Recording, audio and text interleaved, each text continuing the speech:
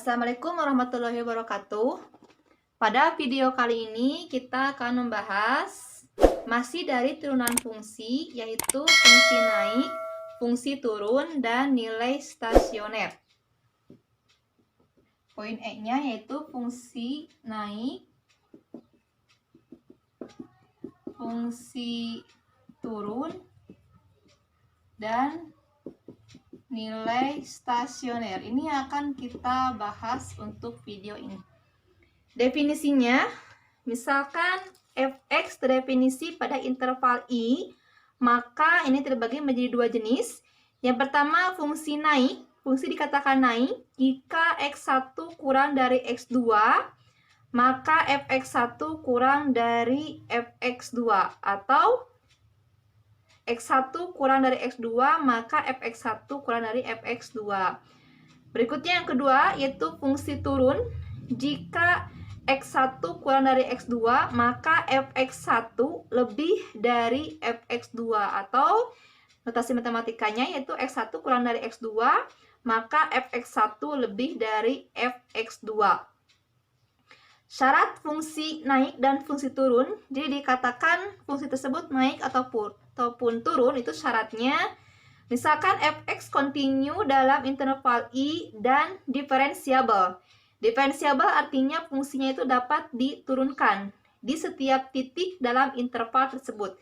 Jadi fungsi fx-nya itu dapat diturunkan di setiap titik pada intervalnya.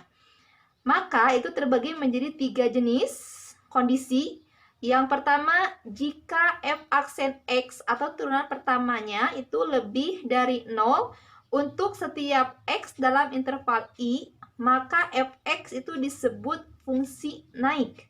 Fungsi naik dalam interval i. Jadi dikatakan naik itu jika turunan pertamanya itu lebih dari 0 untuk setiap interval i. Yang kedua, jika f aksen x kurang dari 0 untuk setiap x dalam interval i, maka fx ini disebut fungsi turun dalam interval i. Jadi dikatakan fungsi tersebut turun itu jika turunan pertamanya itu kurang dari 0 dalam setiap interval i.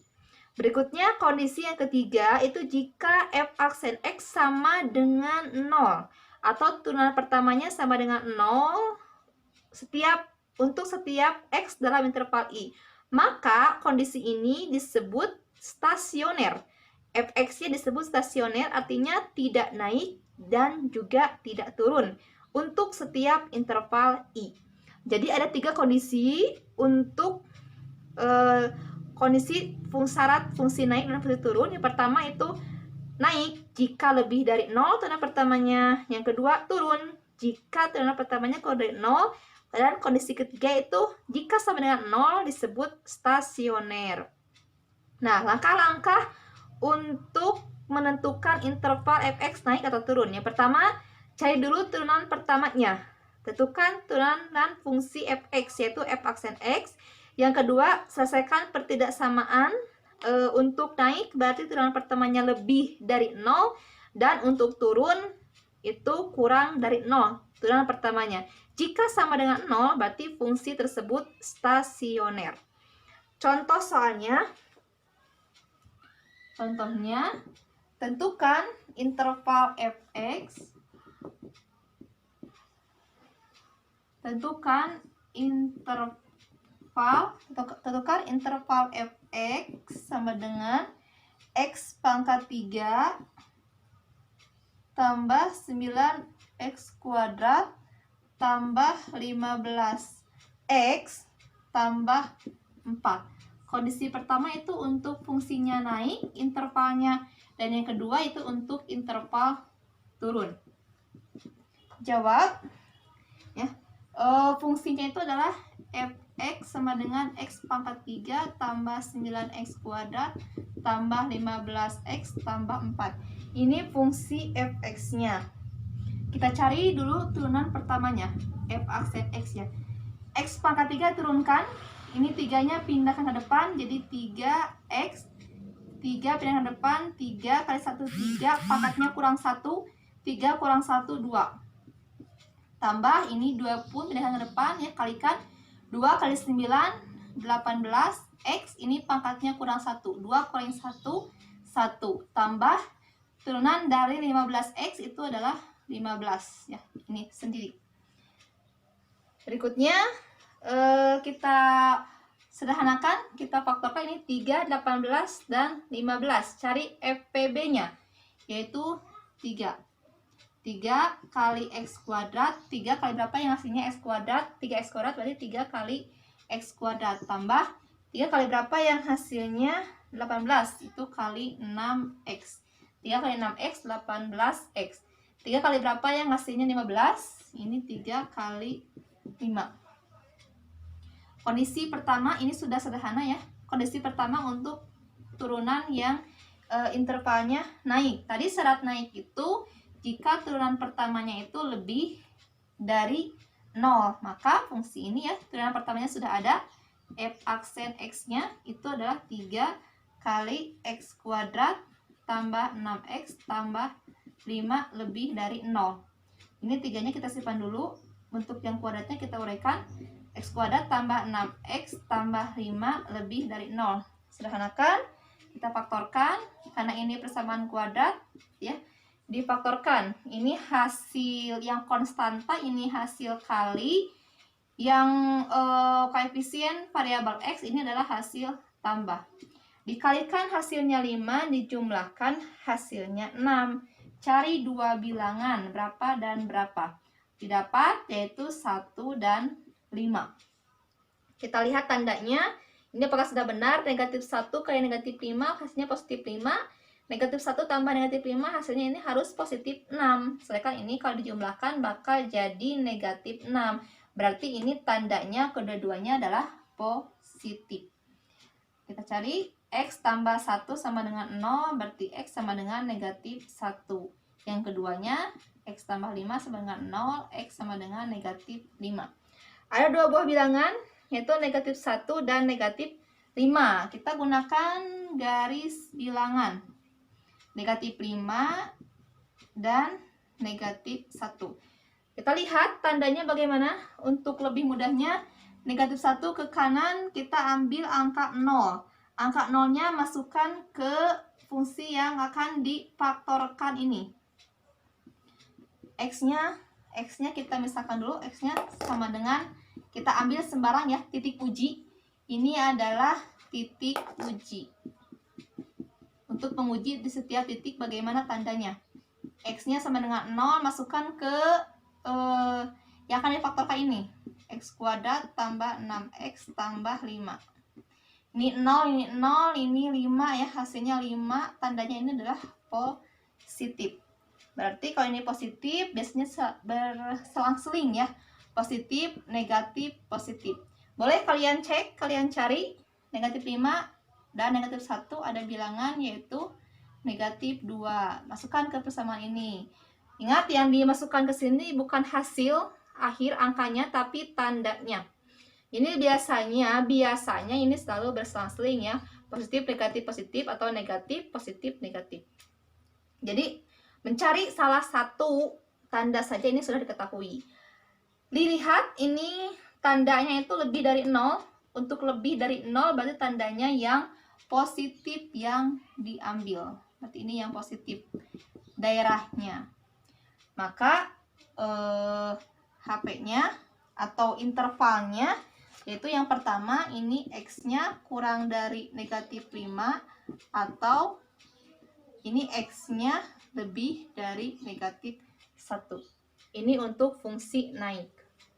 Jadi ini interval. Jadi ini interval untuk fungsi naik ya, atau X-nya lebih dari negatif 1. Ini interval untuk fungsi naik. Untuk poin D-nya yaitu fungsi turun. Dengan cara yang sama, hanya bedanya untuk fungsi turun itu intervalnya, turunan pertamanya itu adalah kurang dari 0. Ini caranya sama dengan yang fungsi naik atau poin A. 3x kuadrat tambah 6x tambah 5 ini kurang dari 0. X kuadrat tambah 6x tambah 5 kurang dari 0. Ini faktorkan. Tadi sudah dapat ya 1 dan positif 1 dan positif 5. Kita buat jadi sama dengan 0, negatif 1 didapat X-nya negatif 1, dan ini sama dengan yang tadi ya, X sama dengan negatif 5. Kita buat garis bilangan juga, ini negatif 5 dan negatif 1. Tadi didapat untuk tandanya di sini adalah positif, negatif, positif. Ini caranya sama dengan yang fungsi naik. Hanya bedanya ini ya dalam menentukan intervalnya. Karena ini yang turun, fungsinya turun dan nilainya kurang dari 0, berarti yang diambil karena kurang dari 0 itu berarti yang bertanda negatif. Interval yang diambil itu yang bertanda negatif karena ini fungsinya turun, berarti turunan pertamanya kurang dari 0. Sehingga untuk intervalnya yaitu ini ya, di sini kondisinya itu negatif 5 kurang dari X kurang dari negatif 1. Ini interval untuk fungsi fx ini jika kondisinya turun. Tadi yang pertama itu definisi dari fungsi naik, fungsi turun, dan nilai stasioner. Berikutnya yang kedua yaitu jenis-jenis stasioner. Terdapat 3 jenis nilai stasioner. Jadi ada 3 jenis nilai dari stasioner. Yang pertama itu titik balik maksimum. Yang kedua titik balik minimum. Dan yang ketiga yaitu titik belok. Titik balik maksimum itu disebutnya maksimum stasioner ya. Titik balik minimum itu disebutnya juga minimum stasioner, dan kemudian yang ketiga itu titik belok. Misalkan X sama dengan A itu adalah absis titik stasioner. Jadi X sama dengan A itu adalah absisnya atau sumbu X-nya, titik di sumbu X, dan nilai tersebut adalah stasioner. Maka ini terdapat 4 grafik fungsi. Yang pertama itu gambarnya seperti ini ya. Itu ada turun dan ada yang naik. Dikatakan turun jika X-nya kurang dari A. Ini sumbu X, X ini A di sini adalah titik di mana kondisinya X-nya itu adalah kurang dari A. Berarti di sebelah kiri ya, X-nya kurang dari A. Kondisinya di sini A sebagai titik tengahnya, ada A, ada X. Kalau kondisinya ini kurang dari A, nilai X-nya, maka dikatakan turun. Ini gambarnya ke bawah. Kemudian kalau X-nya lebih dari A, berarti di sebelah kanan itu kondisinya berarti naik. Dan X sama dengan A itu titik balik minimum disebutnya. Maka X sama dengan A yang di bawah, ini gambarnya titik balik minimum. Ini kurvanya ke atas ya, membuka ke atas, maka titik puncak di bawahnya disebut titik balik minimum. Gambar yang kedua itu gambarnya parabolanya itu membuka ke bawah, Kondisinya itu X-nya kurang dari A, berarti di sebelah kiri. Nilai X-nya itu kurang dari A. A di sini adalah absis atau titik tengahnya. X-nya kurang dari A, maka kondisinya ini adalah naik ya. Gambarnya terlihat dari gambar, ini menjadi naik. Kemudian kalau X-nya sebelah kanan berarti lebih dari A, maka gambarnya itu menjadi turun. Nah, X kurang dari A-nya naik, X lebih dari A-nya turun. Berarti ini kebalikan dari poin pertama. Maka X sama dengan A ke atas ini disebut titik balik maksimum. Jadi titik puncak yang di atasnya itu adalah titik balik maksimum. Jadi kalau parabola membuka ke atas disebut titik balik minimum. Kalau parabola membuka ke bawah itu disebut titik balik maksimum. Kemudian gambar yang C ini gambarnya sedikit itu ya, berbeda dengan poin A dan B. X kurang dari A berarti di sebelah kiri itu kondisinya berarti naik ya. X kurang dari A berarti di sebelah kiri kondisinya naik. Kemudian yang di sebelah kanan dari A, nilai X itu gambarnya menjadi X lebih dari A itu menjadi naik juga sama. Jadi kurang dari A naik, X lebih dari A-nya juga naik. Maka X sama dengan A ya, yang menjadi titiknya itu disebutnya titik belok. Titik belok dari X kurang dari A dan X lebih dari A. Gambar yang keempat, ini gambarnya seperti ini.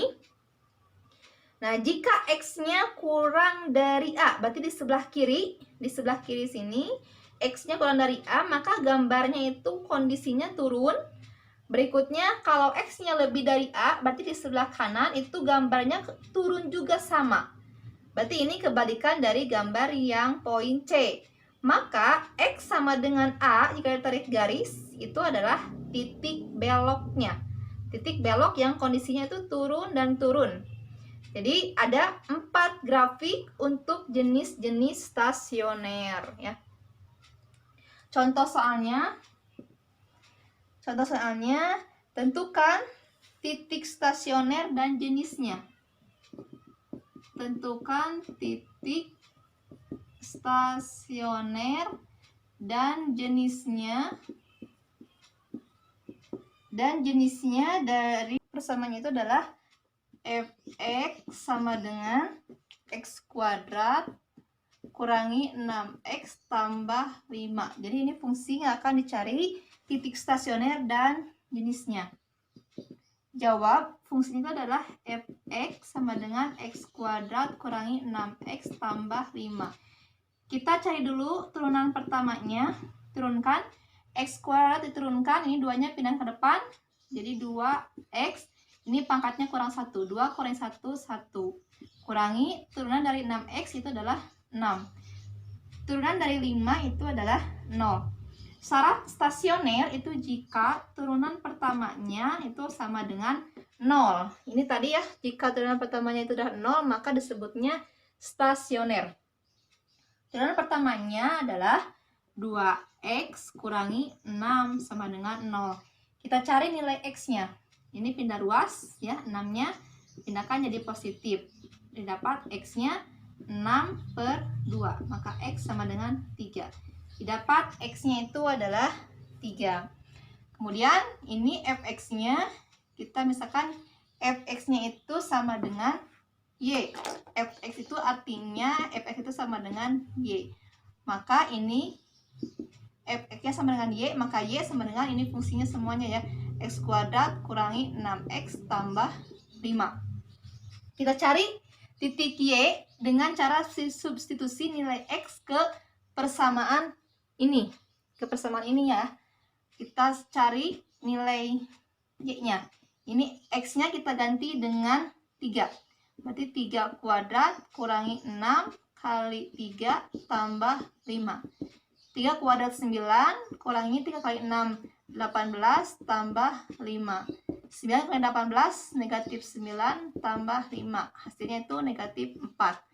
Maka nilai y-nya itu sama dengan negatif 4. Sehingga titiknya terdapat x-nya 3 dan y-nya negatif 4. Ini titiknya sudah ada. Kita cari dulu jenisnya sekarang. Jenisnya apakah titik balik atau titik balik maksimum atau minimum. Kita cari ini gunakan garis bilangan. Kita cari nilai x-nya. X-nya itu adalah 3 ya. 3 ke kanan kita pakai ini titik uji. Titik uji 3 ke kanan kita ambil sebarang angka. Kita ambil misalkan 5, masukkan ke turunan pertamanya, ke sini, berarti ke 2x kurangi 6. Berarti ini F aksen, ini 5, masukkan ke 2x kurangi 6. 2x-nya kita ganti dengan 5, maka ini 2 kali 5 kurangi 6. 2 kali 5, 10, kurangi 6, ini hasilnya 4. Kita ambil tandanya ya, tandanya 4, berarti ini tandanya adalah positif. Titik uji lagi, 3 ke kiri. Kita ambil sembarang angka. Ada bilangan 2, 1, dan bilangan 0. Kita ambil yang paling mudah, yaitu 0. Caranya sama, ini masukkan ke turunan pertama. Berarti F aksen 0 sama dengan 2x kurangi 6. X-nya ganti dengan 0. 2 kali 0 kurangi 6. Ini dapat negatif 6. Tandanya negatif, ini pindahkan ke depan. Ketika tandanya negatif, berarti kurang dari 0.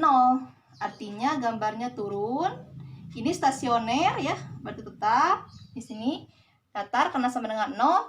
Dan positif, berarti kondisinya ini adalah naik karena lebih dari 0. Kalau lihat di bentuknya ini parabolanya membuka ke atas. Ini namanya adalah titik balik minimum ya, titik balik minimum. Karena parabolanya membuka ke atas. Sehingga tadi pertanyaannya ini titik stasioner cari. Maka titik stasionernya yaitu ini ya, sudah ada, yaitu 3 dan negatif 4. Dan jenisnya berarti ini tadi, jenisnya adalah titik balik minimum stasioner. Jadi ini langkah-langkah atau cara-cara untuk menentukan titik stasioner dan jenisnya. Nah, semoga kalian bisa memahami dari materi yang sudah diberikan pada video ini, yang sudah kita bahas sama-sama pada video ini. Jika ada pertanyaan atau ada bagian yang belum dipahami, silakan untuk komen di kolom komentar pada channel YouTube ini. Semoga materi ini bermanfaat untuk kita semua. Terima kasih. Assalamualaikum warahmatullahi wabarakatuh.